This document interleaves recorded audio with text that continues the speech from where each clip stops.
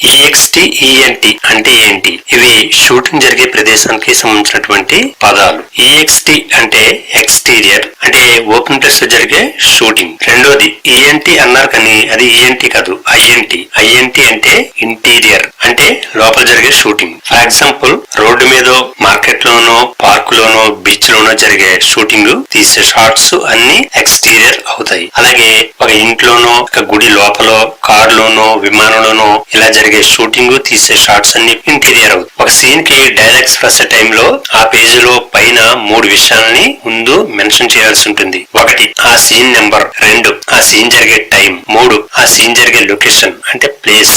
ఇవి mention చేశాకే dialogues వ్రాయాలి. Place గురించి వ్రాసిన చోటే ఆ సీన్ ఆరుబయట జరుగుతుంటే కనుక ఎక్స్టీరియర్ అని, ఏదైనా కట్టడంలో కానీ, కారు లాంటి దాని లోపల కానీ జరుగుతుంటే కనుక ఇంటీరియర్ అని వ్రాయాల్సి ఉంటుంది. సినిమా కథకి ఎన్ని పేపర్స్ వాడాలి, షార్ట్ ఫిల్మ్స్ కి ఎన్ని పేపర్స్ వాడాలి? సినిమా కథ, షార్ట్ ఫిల్మ్ కథలకు ఇన్ని పేజీలని కానీ, ఎన్ని సీన్స్ అని కానీ ఖచ్చితంగా ఒక లెక్కంటూ ఏమీ లేదు.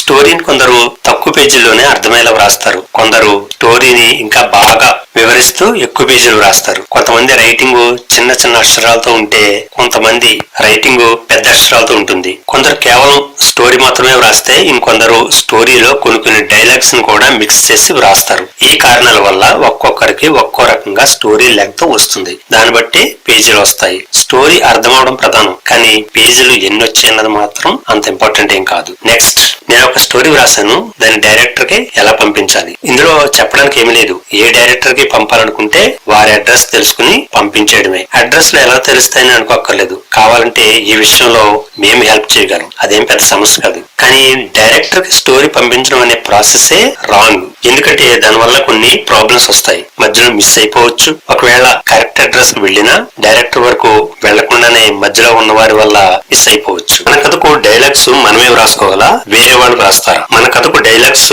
మనమే వ్రాసుకోవాలని కానీ, వ్రాసుకోకూడదని కానీ రూల్స్ ఏమీ లేవండి. మన కథకి డైలాగ్స్ మనమే వ్రాయాలా, వేరే వాళ్ళు వ్రాయాలా అనేది డైరెక్టర్ ఇష్టం. కొంతమంది డైరెక్టర్స్ కి ఫేవరెట్ రైటర్స్ ఉంటారు.